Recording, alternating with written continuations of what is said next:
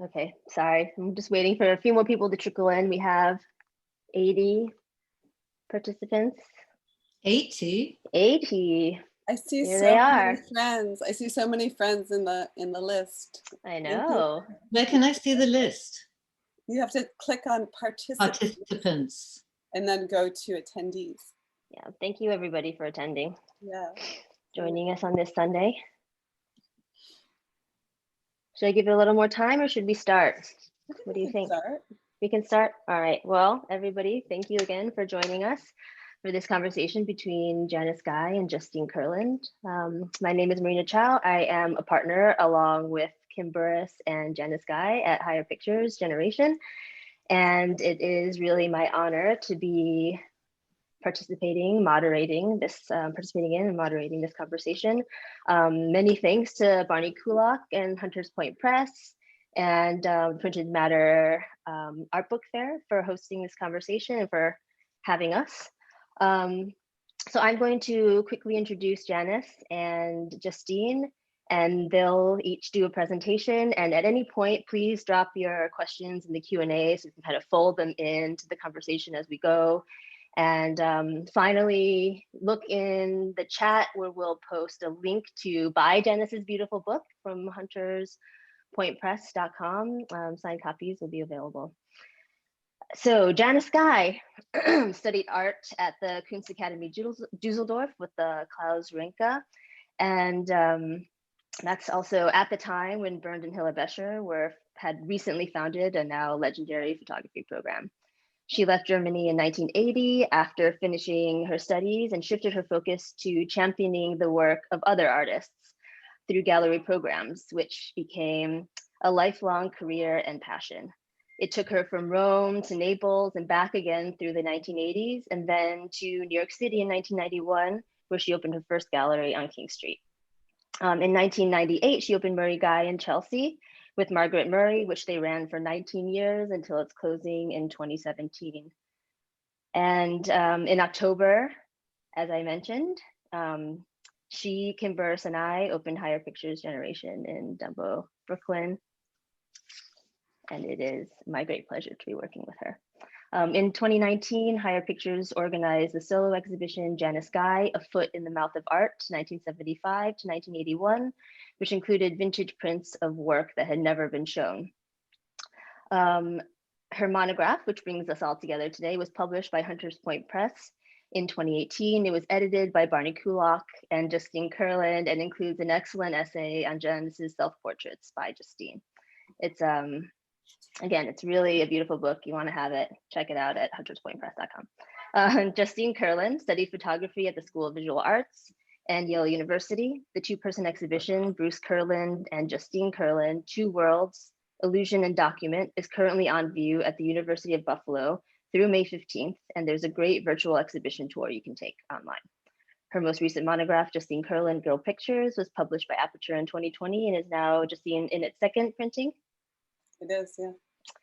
Scum Manifesto, an exhibition of Kurland's brilliant new collages, will open at Higher Pictures Generation on Saturday, March 13th. So we hope to see some of you there at the gallery during its run. Thank you, Marina. Thank you, Marina. Yeah. Oh, yeah. I'm going to give you an introduction to Marina, who is we're so lucky to have with us today at the end of my presentation. But I'm just going to jump right in with like a brief thank you to Barney, and so great to kind of revisit the publishing of that book, Janice Guy with Hunters Point Press. So let me just go ahead and share my,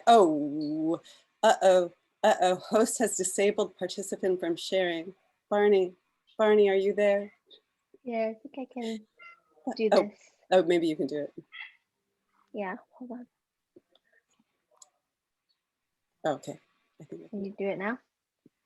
Yes, no problem. Okay, so let me see.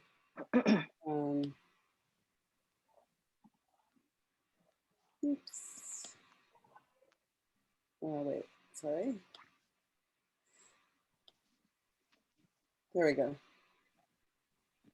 So this is the cover of the Hunters Point Press book. And I'm going to be reading a updated version, slightly modified version from the one that I have in the book, which is titled Janice and Her Double.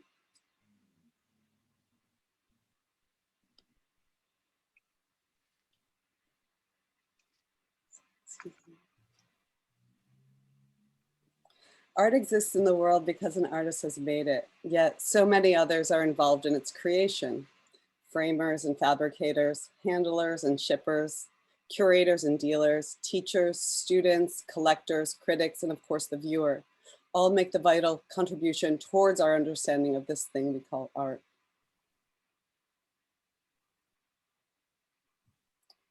The more highfalutin the institution, the more rigorous it divides the specialization of labor, as though being good at one thing precludes being good at another. Perhaps in part, this is why Janice Guy's own art has remained hidden so long behind her well-established position as an art dealer. By the mid-80s, Janice had fully committed to running a gallery and stopped making photographs altogether. She co-founded Murray Guy in 1998, and over the next 2 decades, established a reputation for championing under-recognized and sometimes difficult work, primarily by women. Her own photographs had almost been lost, like so much of the early history of feminist art, because they were never accorded their due in the first place. Now I'm showing you Janice's most recent work.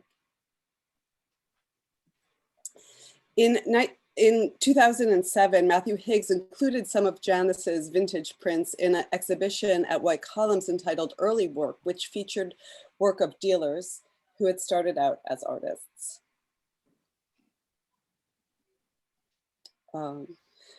Justine? Yes? We still see in the cover of the book. Oh no, oh no. Are you kidding? Mm-hmm. Uh-oh, okay, I have to stop sharing. Excuse me, oh my goodness, thank you for interrupting me. Here, I've moved here. Let me just give you guys a quick view of, oops, of where we were. Sorry, I've been flipping. Thank you for letting me know, Janice. So I started this presentation showing you some of the page spreads from the book by Hunters Point Press. Some of these early images, and then I began showing you the most recent one. And this is where I had come to. Anyway, I was a frequent visitor of Murray Guy Gallery. Its outlook did much to broaden my own narrow definition of photography I'd received in my MFA program in the late 90s. Here I encountered Moira Davies' self-portrait video essays and Barbara Proust's photographs made from multiple perspectives. I read Sharon Hayes' political protest love letters and sat on the gallery floor inside Zoe Leonard's camera obscura. I encountered Senga Ngudi's stretched nylons. These artists undermined the supposed universality of photographs, calling attention to context rather than form. They stood outside the canon as dictated by John Zarkowski during his tenure as chief photography curator at the Museum of Modern Art. Zarkowski had been a visiting lecturer while I was a student, and I remember him advising us never to make a self-portrait. He said that a self-portrait was a double negative because every photograph already reflected its maker. Of course, not all reflections are created equal, and when you consider the power imbalance between particular makers, what about those selves outside existing contracts of subjecthood?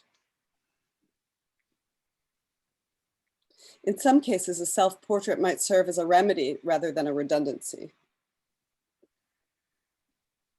Considering the pedagogy of Yale in the 90s, it's hard to imagine what Janice was up against in the 70s when she studied under Bernard and Hilla Bescher at the Kunstakademie Düsseldorf. Her work looks nothing like the formal landscapes produced by other well-known Becher students such as Thomas Struth or Andreas Gursky. She didn't use a large format camera or make all over compositions under uniform lighting conditions. Instead, Janice staged acrobatic contortions on modernist furniture and fixed them as large gelatin silver prints, many of which were hand tinted. Turning the camera on herself was a radical, if not defiant gesture at the time, one that only few artists had begun to explore seriously.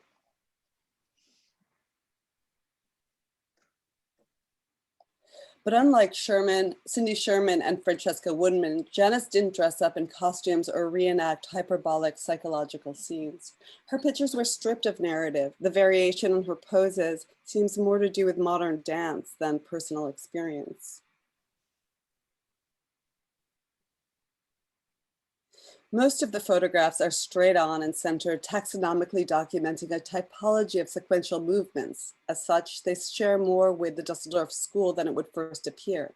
Janice approaches her body with a formal rigor and an emotional distance, as if reimagining the classic Becher water tower as a woman sprawled on a rattan chair. The genre of nude self-portrait stands apart as a self-consciously chosen yet perennial rite of passage for young women holding the camera for the first time.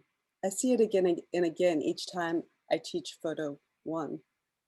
We who are constantly told how to look in an endless barrage of glossy smiles and perfect skin, push back by taking ownership of the very tool that's used to sell our own bodies to ourselves. It's a little like the karaoke you do alone in your room. If you're my age, it might be Sade's Smooth Operator, where you take off your shirt and sing to yourself in the mirror, becoming both the singer and the sung to, the lover and the object of desire. Except this isn't exactly how Janice's photographs work. She uses photography to map something much more cerebral onto her body, measuring herself through and against herself.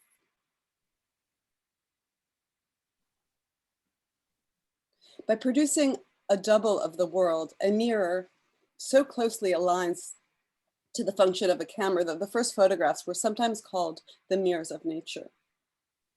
Early ocular scientists discovered that the eye works on the same principle as the camera obscura. Light enters through an aperture and projects an inverted image onto a surface. The understanding that the eye is simply mechanistic, that perception is indiscriminate and blind, deeply troubled Rene Descartes. This is an illustration that he made, who believed that knowing and being were inseparable. As part of his attempt to reconcile the blind eye with self-knowledge, he drew a tiny man behind a diagram of an eye to make sense of what the eye sees. But in doing so, Descartes multiplies the problem infinitely, because each tiny man would need an even smaller man to stand behind his eyes, and so on, like a hall of mirrors. You have to wonder about the delay. How long would it take for the last tiny man to recognize what he sees? It would be like the thunder you hear sometime after lightning strikes.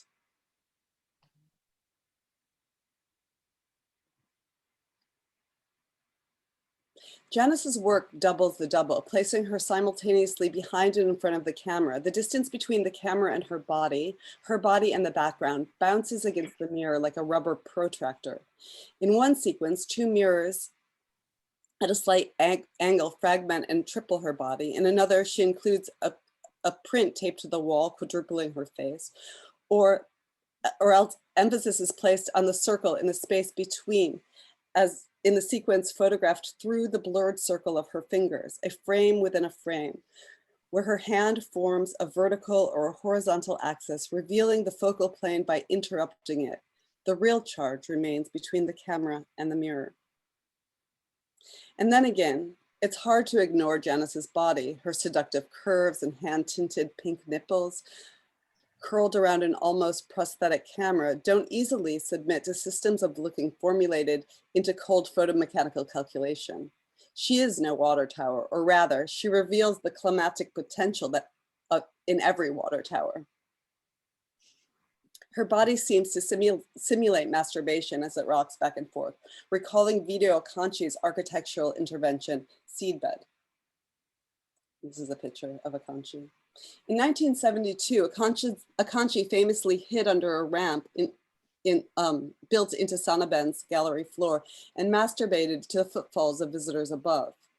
An excerpt from the transcript he narrated during the performance read, quote, "I'm turned on to myself, constant contact with my body, rub my body in order to rub it away, rub something away from it, leave that and move on, masturbating. I have to continue all day, cover the floor with sperm, seed the floor." Akanchi's rubbing away, wearing down, his chafing, and the spilled excess connotate institutional critique as much as the pleasure he takes with his own body. Similarly, Janice's work contains a sexual ambivalence. On the one hand, her pictures promote an orgasmic female body, but on the other, they mitigate desire by revealing the underlying structure, both anatomically and optically.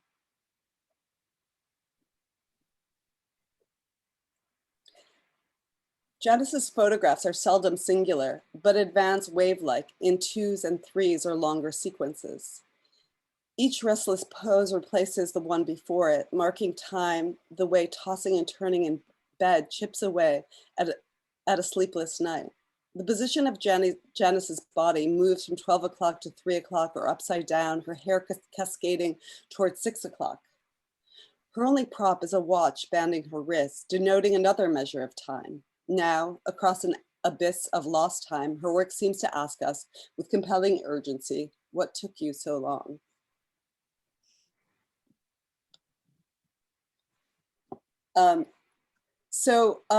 We're all here today because we have such shared interests, you know, it's almost a question, what took us so long to find our common cause.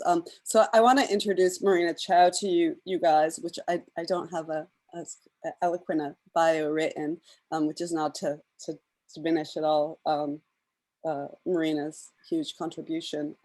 But just to say, she was a MoMA curatorial assistant from 2008 to 2011, and was at the ICP, a curator at the ICP after that, and left in 2020. While she was at ICP, she curated a show called Multiply, Identify, Her. Yeah, and so I want to introduce you guys to Marina Chao. Thank you. So did you want me to speak a little bit very quickly about the show? I don't want to eat up too much of everybody's time, but I will just run through it very quickly because, as Justine said, it's really true. I mean, if there are a lot of overlaps with both what we're talking about of Janice's self-portraits from the 70s and today, and then also, sorry, let me just run through this backwards. And then also, with Justine's collages. And Janice, if I had known about your work, if I had been a little bit better informed, I would have definitely included it in the show because it speaks to so much of what I was interested in. And I mean, I love your work so much, and it would have been very happy amongst these other work by women artists. So very quickly, I did the show called Multiply, Identify, Her, and it was all women artists. It was work from the 90s, the late 90s until the date of the show, which was 2018. And it was all about this sort of what I identified as sort of picking up the baton from maybe, you know, Donna Haraway kind of talking about feminism and the cyborg and fragmentation and this kind of radical way of imagining being, through Amelia Jones's writings about women artists and performance and representation of self that was often included some ideas about doubling. And so that is naturally the sort of link to collage, right? So when you're thinking about somebody like Claude Cahun, or you're thinking of someone like Hannah Hoch, these kinds of presentations of the new woman or a woman that is all of these things that are disrupted and put together and multifaceted. And it's a way of sort of disjointing yourself to understand yourself better in the space between, like Justine said about Janice's work, right? You make that fracture, and then that's where the interesting stuff sort of happens in the middle. So that's kind of what I was thinking about with the show. And so it opened with this wonderful collage sculptural piece by the Romanian artist, the late Romanian artist, Jetta Bertescu. So this was kind of a way in which to really set the stage for the show. It's kind of simple enough to understand. Again, it's collage, but she's doubled her eyes and she's put it on an actual mirror. So when viewers could go and see, I just sort of wanted that to be the first thing that they saw, so they were automatically sort of self-aware, right? It included work by Cristina Fernandez, these double exposures in which she's exploring her identity as a Mexican-American artist. Barbara Hammer's more recent work, the late Barbara Hammer. This work was shown at her exhibition, her solo exhibition at Leslie Lohman, sort of just a couple of years before her passing. And here she's thinking about her own illness. She lived with cancer for a very long time. And she was thinking about time and the passing of time and the suspension of time and life and death and all these things while she was making these doubled portraits. Wangechi Mutu was part of the show as well, and I was thinking a lot about her collages in terms of that idea of the cyborg, right? Of taking these pictures of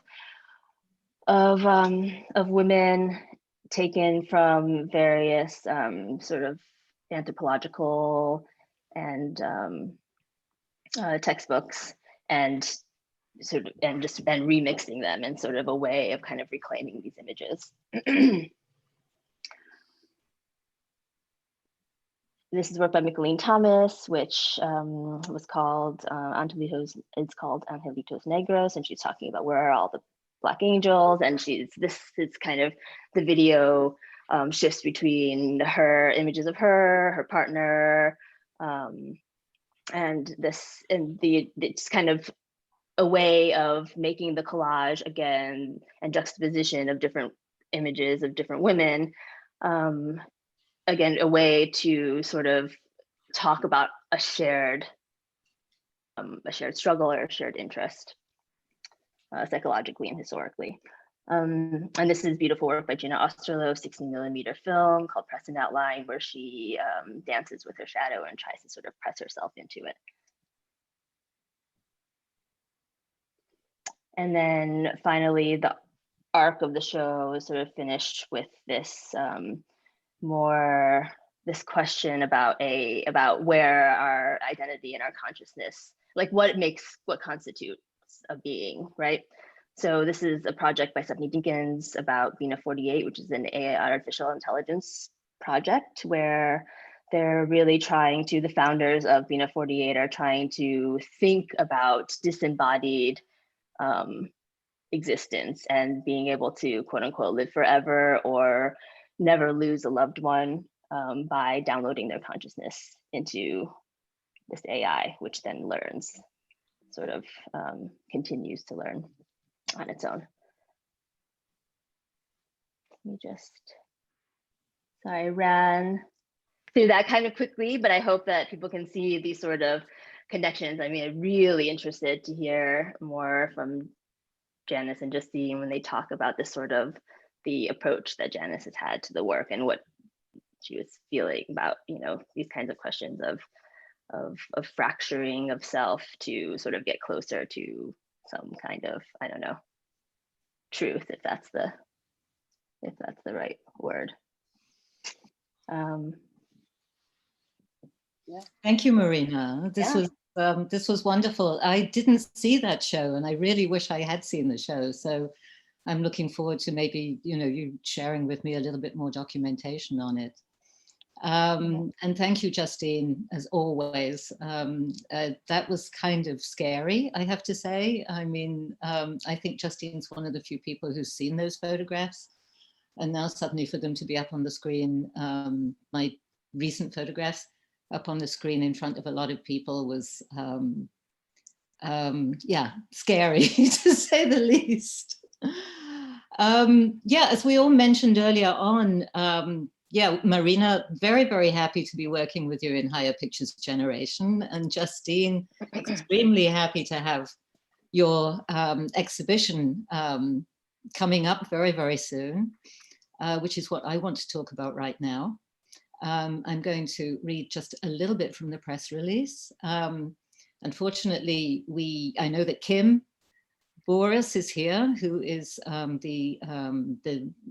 I'm going to say the first part or one of the parts of the Higher Pictures Generation. Yeah, I'll read a little bit from the press release. The show, Justine's show is called Scum Manifesto.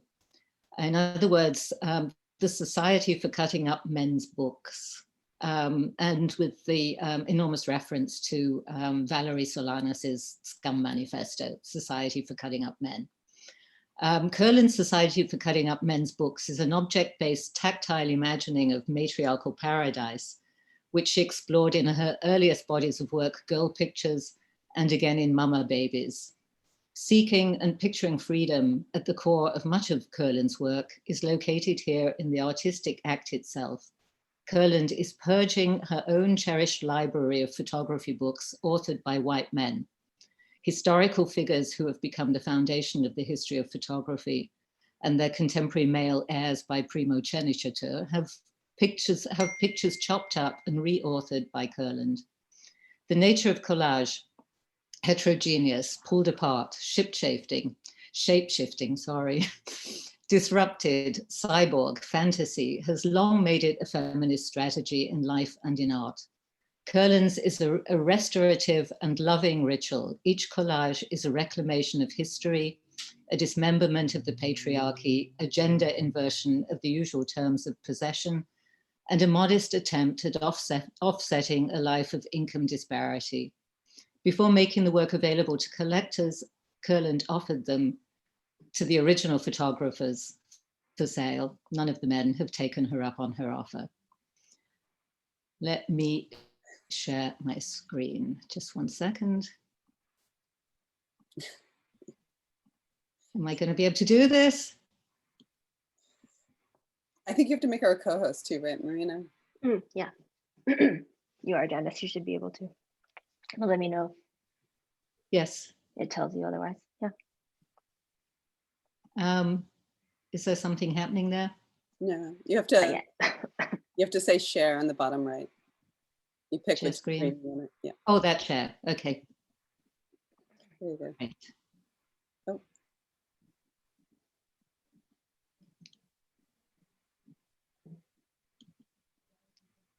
Okay. Is that good? Do you see that? Perfect. Yes. Yes. So, Scum Manifesto. This is the front cover of the zine that Justine has made for the show. We'll have this for sale in the gallery. And the front picture is an image, a collage made from Gary Winogrand's Women Are Beautiful.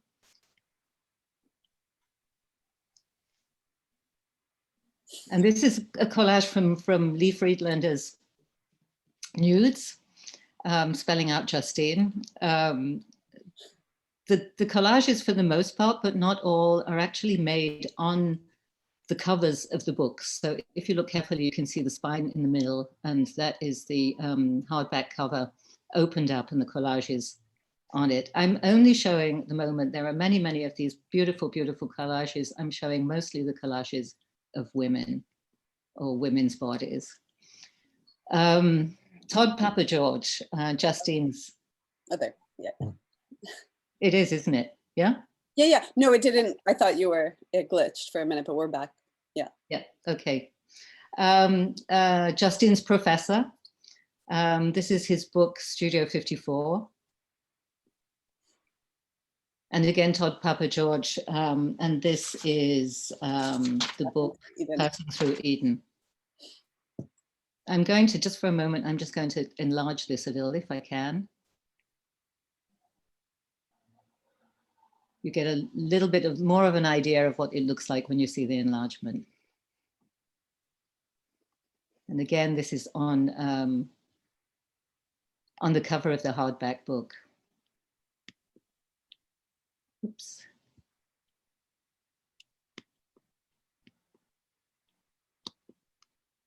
I can't get to the next one. There we go. And this is the same. No, this is the back. Huh? This is the back of the one that's on the cover. Is that right? Yeah. So in this case, it's not on the collage isn't made on the cover of the book, but it's a double-sided collage. It's the collage is basically the pages of the book with. Oh no, this is the front still. This is the same picture. The same picture. Okay, here's the other one. And this is the other side. Yes. So there's the cutout in the middle that you see on the front side. And this is on the back side. Guy Baudin.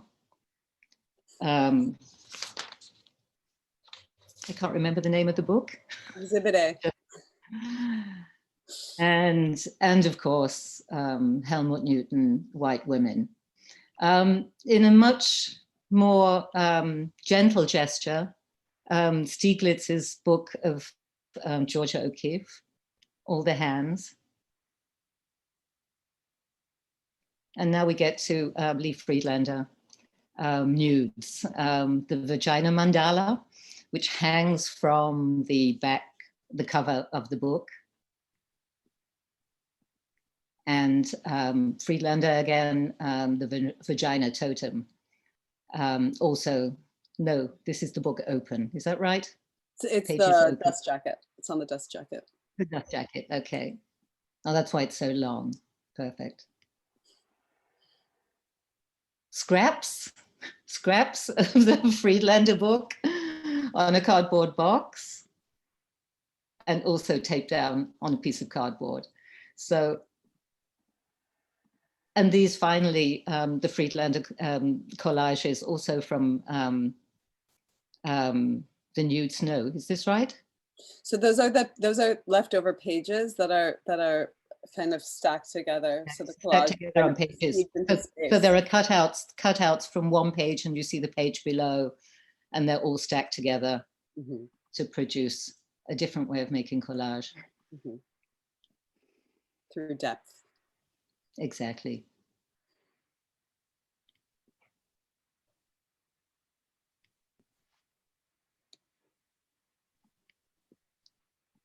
Okay, so I hope everybody will come to see the show. It opens on March 13th.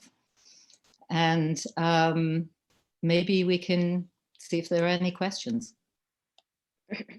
Yes, we can start with one actually that's in the Q&A from Steve. For Janice, the work is stunning. I'm intrigued by the repetition and doubling of images. I think this was right before I was speaking. So this is good. I'm intrigued by the repetition and doubling of images, which feels to be a comment about the various roles women played, especially in the 1970s. Can you talk more about that notion? The kind of roles that women played in the 1970s. And fragmentation and repetition and doubling and how that.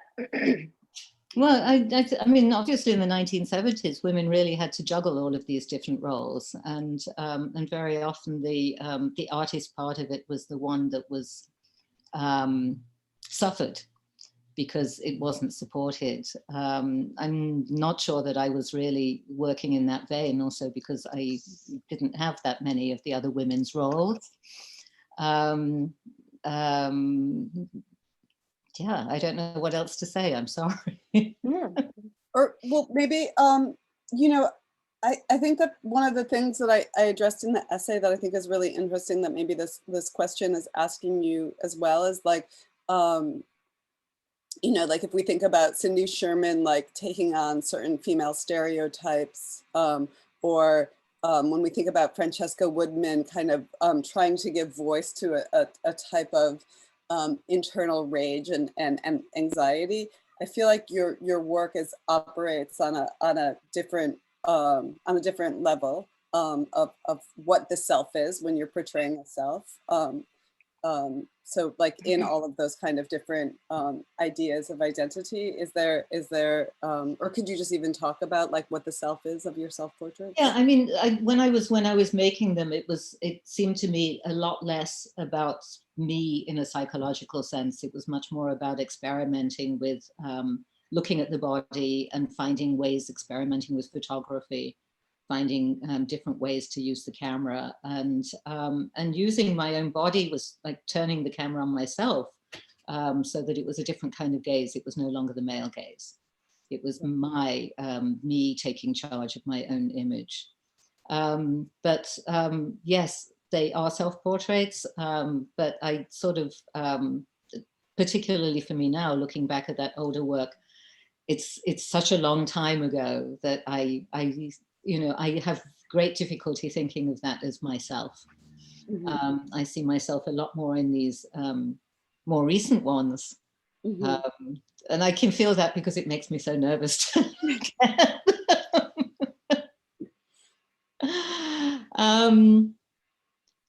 It's such an interesting division, though, between the idea of looking at yourself and thinking about the body, as opposed to looking at yourself and thinking about my body, like that kind of question of projection or dissociation. Or and I think that that's the difference between the earlier series and the later series. That this one is, I'm looking at my body, looking at the body that was mine. Mm-hmm. I have a lot more distance, obviously, the distance of time. Mm-hmm. From it. Yeah. But there's such an interesting parallels that emerge in this kind of the ongoing formulation of a body, like the ways that certain gestures, you're reenacting certain gestures, I'm sure consciously, and ways Mm-hmm. that your body drapes, that is probably very unconscious ways that that become these kind of gestural things that, like, if the body holds a kind of memory, or holds a... What's also interesting is that the earlier photographs, for the most part, they are me photographing myself in the mirror, and so the camera becomes a part of it. And then the position of holding a camera, there's only a certain way that you can hold a camera. Mm-hmm. Or there's only a few certain ways you can hold a camera. And then suddenly working with an iPhone, that's just a whole different story. I'd struggled with that a lot. I struggled with what I was seeing. And with the iPhone, obviously, you're then looking at the image that you're taking, rather than looking through the lens at yourself, directly at yourself. Huh?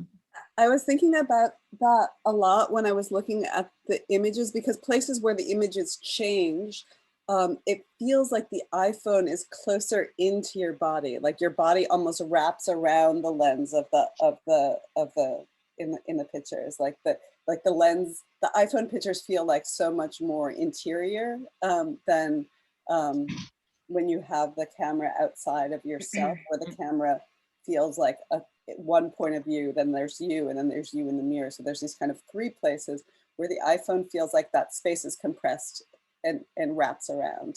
Do you know what I mean? Yeah, and also, I was looking, I've been looking at these photographs for the first time now while we were talking about doing this event, since I made them, and I made them mostly in April and May of this year, which were really, the first weeks of our lockdown, our stay at home, our confinement, our quarantine, whatever you want to call it. And it struck me that the claustrophobia of them, that partly, the distance, particularly where I'm turning I'm doing the selfie, basically, instead of photographing myself in the mirror, that I'm actually turning the camera onto myself, that, it's an arm's length. Mm-hmm. And then not only is it an arm's length, but all of the photographs are taken within, a few square feet of my apartment. So many more, the furniture, the artworks, the doors, the cats, suddenly become part of this small space. Looking at them, I could feel that not claustrophobia, but that confinement that we felt in those days, those early days of lockdown. that, you know, I didn't have that kind of thing before. Yeah, and I think we even talked about, you know, selfie sticks, or, you know, fixing the had iPhone onto a suggested to you, tripod, or yeah, you didn't want to do any of those. So those are, you know, those are some really interesting choices. I think it would have been very easy for you to kind of turn the iPhone into a 35mm camera. Yeah. But I wanted to ask Marina too about that kind of the kind of same question that was such a great question that you read. I forgot the person's name who said it, but because it seems like a question that could be directed towards your curation as well, about these kind of multiple identities. I was wondering if you wanted to. Yeah, I mean, I think you can hear from how I talk about the show, even though I have a couple of years of distance, and obviously it didn't come out of nowhere. I was, you know, attracted to that kind of work for a long time. And I mean, it's kind of an expansive idea as well, but it's kind of like either doubling or multiplying or projection, or a stand-in, a surrogate or something, some kind of dissociation of the subject from their body. But you can tell from the way I talk about it that it was hard kind of for me to pinpoint exactly what that multiplicity points to, you know. So I didn't want to say like, oh, this is a show about this, or any of this work is really about like that we all contain multitudes, right? That's not the point, but also it's not the point. But there's something else about the sort of very specific feminist artistic gesture that united all of this work, even though it was so disparate. But I felt that formally, visually, emotionally, when you saw the work, you kind of could feel your way through what that might mean, right? What does it mean to double yourself? What is it saying about psychology or not? You know, there's a definite formal element to it, which is super important in kind of, I think, uniting all of the work. So I don't know, multiple roles. I mean, it is that, but everybody has that. I think from that question, I do think that, and I can't think in any other way because I'm a woman, but you know, that women have added something about prescribed, assumed, given roles to address, you know, personally, society. So I don't know. I don't know if that was an answer to the question, but more that question, the specificity of that question gets to kind of the lack of a specificity of the answer for me. No, yeah, that makes sense. Yeah. I was just skimming over the last question that came in, where someone is asking if my collages were also a pandemic lockdown project, and I was thinking about that as you were talking about this kind of idea of multiplicity, and like a trying to, like, you know, fix yourself in a world that, like, so that you can have some kind of intersubjectivity, and exist and be seen and recognized by other people. That is not always the kind of authentic place of being. And so, like, for me, the collages, I've been doing them, I started doing them before the pandemic. I actually started doing them when I was asked to give a talk at the Whitney about Andy Warhol, and I found myself thinking about Valerie Solanas instead, as someone who was more relevant to what my experience was.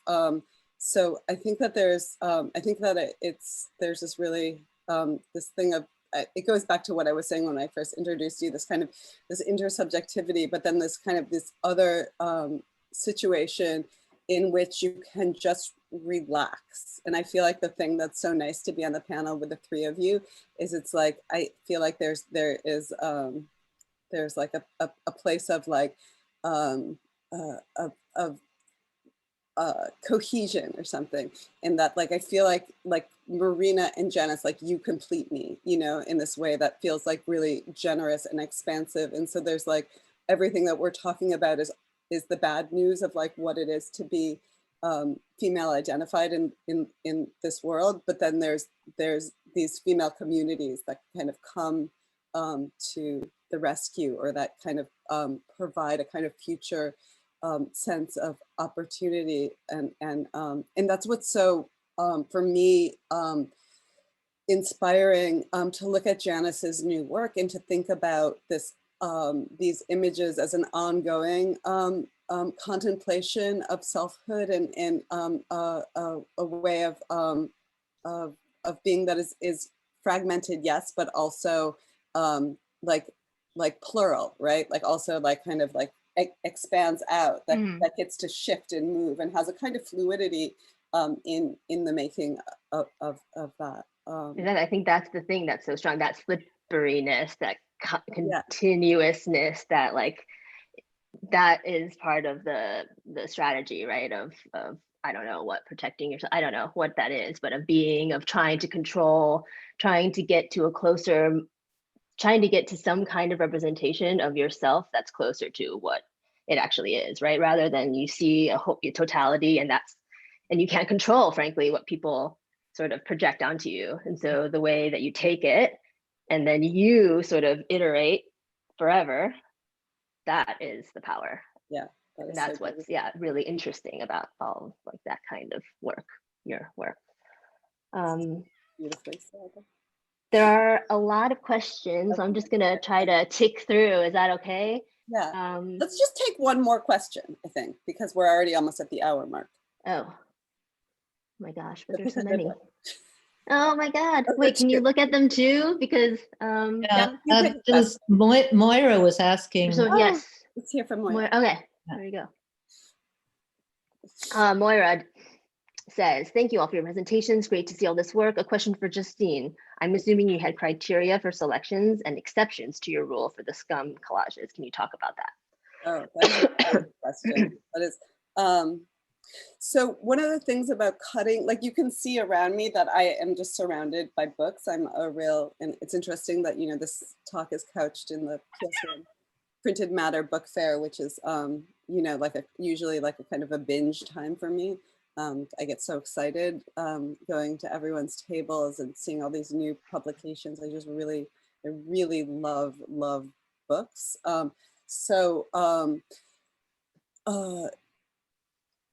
You know, the books that I had, like 99% or 90% of the books that I had were by these canonized white men. When I'm talking in the Janice essay about how I was educated, I learned a language of photography through these photographers that I actually, like I love those photographers, you know, like I love Todd Papa George's work. And at the same time, in loving that work, it annihilates my possibility of making work. So there's this kind of really deep ambivalence that happens using a language that, you know, and I'm like a white lady, so it's not even so bad for me if I think about like all of the other voices that are excluded. But in cutting the books, it was really, really difficult. And there's like books on my shelf that I'm like there's a Mikkel Schmidt book that I'm gonna cut for Janice called Fraulein, which I'm like, I haven't cut yet because it's gonna hurt. It's gonna really hurt to cut that book. I love that book. But I'm going to, you know, it's a painful act. And then there were other photo books, like I tried to cut Thomas Roma's photo book and I ended up just throwing it away because it wasn't worth cutting. It wasn't that interesting to cut. So there's, you know, there's a huge range of like how that all operated. So it was interesting. And in cutting the photo books and in making collages out of them, I really actually felt like I was collaborating what I wanted to see from the books, trying to figure out what was inherent already in the photo book and like kind of thinking that I was like, I read an article once a really long time ago about these ants in South America that eat the brains of other ants so that they can know what that ant knows. So I feel like I'm an ant also, like I'm marching in through those books like ants. Maybe we have time for one more question. One more. Janice, do you wanna pick a question or? I'm looking. Let's have a question for Janice, because Hunter Point. And also I think Hunter Point Press has been, I don't know if we were the last one or if there's a few more, but they've been doing amazing events, Zoom events for their other publications. Maybe Barney can put in some other stuff in the chat if there's more events coming, so that you guys can know how amazing Barney's press is. I feel like a radio host. I'm just seeing a question from Holly Linton to all of us, and she says, should I read this? I'd like to applaud Janice for being brave. I'm reflecting on the environment in which her self-portraits are made, especially the newer ones, and how the softness of the body is nicely contrasted against the minimalist furniture, sharp angles of the architecture, the artworks when they appear. I think they would feel very different in a different, more cluttered space, like a plush chair. The plush chair is on the cover of the book, isn't it? Yeah. That the body would sink into. Clearly, it's the environment you had access to, but I wonder how the choice of location for these, the early ones, now plays into the making of them. I think I've actually answered that myself by, the later ones. I have to say that these later ones that we've been looking at, that was not such an intention. I had been trying to think of how I could continue making photographs, but felt that I couldn't repeat what I'd been doing. And at a certain point I thought, well, why not? Why don't I go back to them and revisit them? And it was actually Justine who inspired me to do them. I think that we were talking about the workshops that she was doing online and teaching. And then she said something about wishing that I could be her student. And I just sent her one image one morning that I took when I woke up, and she said, "Oh, you're making pictures already." And so I thought, okay, I'm going to make pictures and send them to Justine, and she can do crits with me.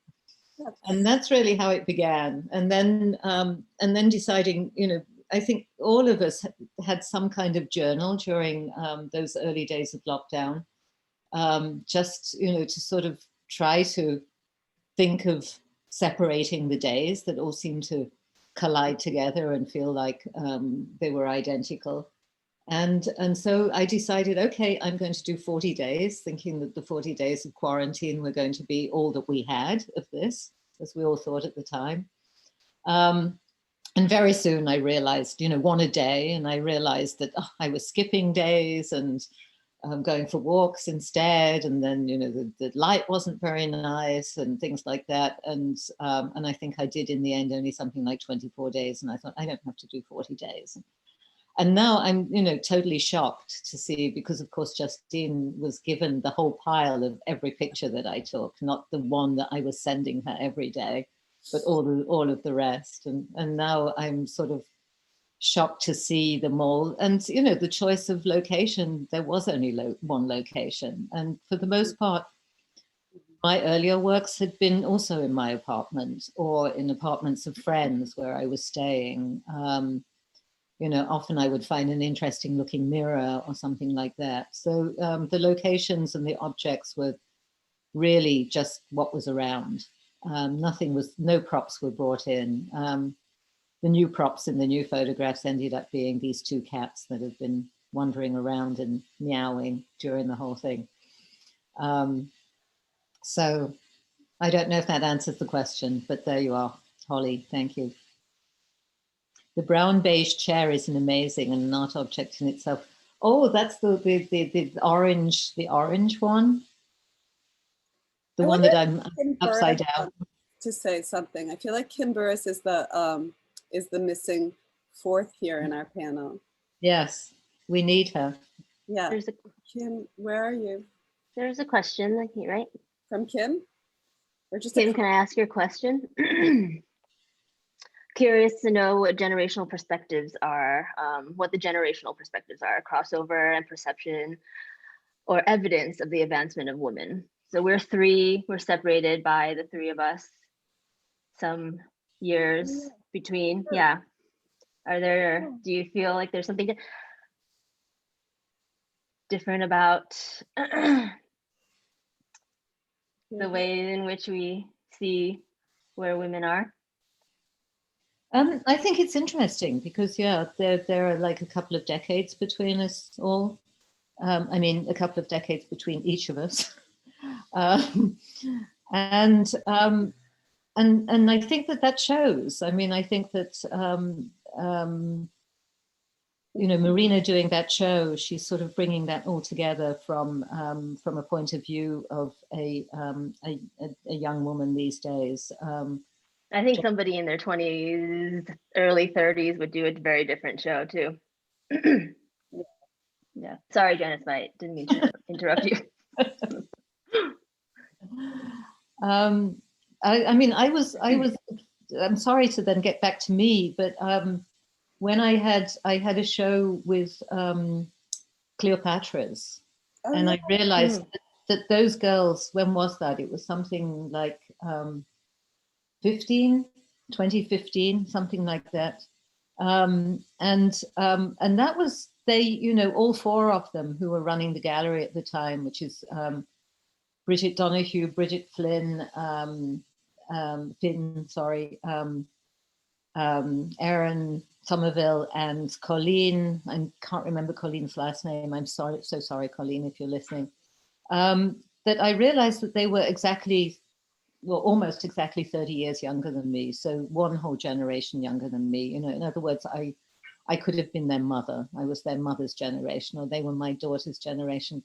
And I just found it extremely exciting to be working with them and talking to them about how they looked at my work. It was so different from talking to somebody who was my age. They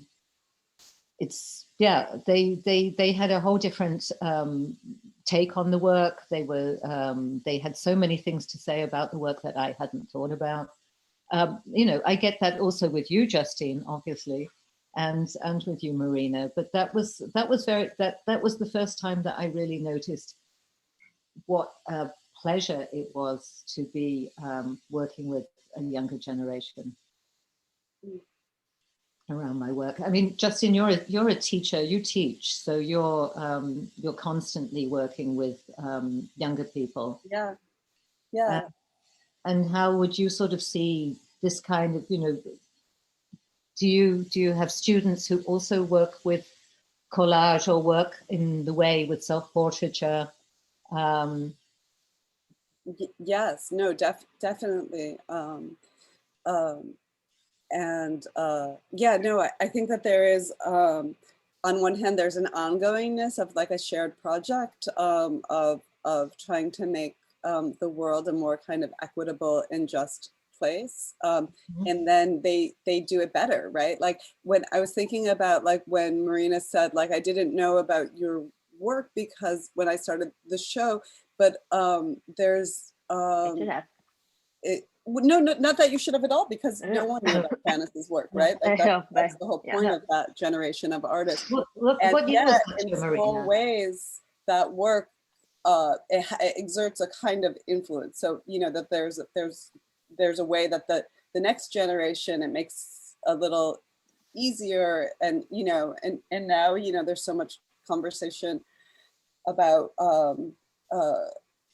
yeah, of what a diverse, like expanding the you know, to continue thinking about a diversity of voices, and to try to make it not so mono of a voice of the art world, not so white, not so male, not so American and European, you know, and kind of branching out into these other communities. So it's like, you know, of course it's never enough, but it's like these moments make it more possible, so that when Marina was looking at artists from the 90s, that there is this sense of an ongoingness. I think that's really important.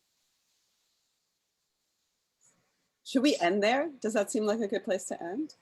I think it seems like a great place to end. Okay. And I think, and I hope that we'll see many of the attendees during the second half of March on through April at Higher Pictures Generation at your show. Although I also have to say that all of you should march to Higher Pictures Generation for the last week, of what the New York Times called the best photography show in New York right now, Higher Picture Generation's presentation of D'Angelo Lovell Williams' curated show, We Wear the Masks. Absolutely. Not to be Absolutely. One more week. One more week. Closes next Saturday, the March 6th is the last day. And then also let's remember that we're just entering into, I know that this is something a little banal, but we're entering into the month of, what is it, Women's History Month. And so we're going to have fun. But yeah, do come and see We Wear the Mask. Yeah, and there's so many great questions that we couldn't answer, so maybe ask them in person or when you come and see the show. Yeah. Okay, bye everyone. Thank you. Bye. Bye. Bye.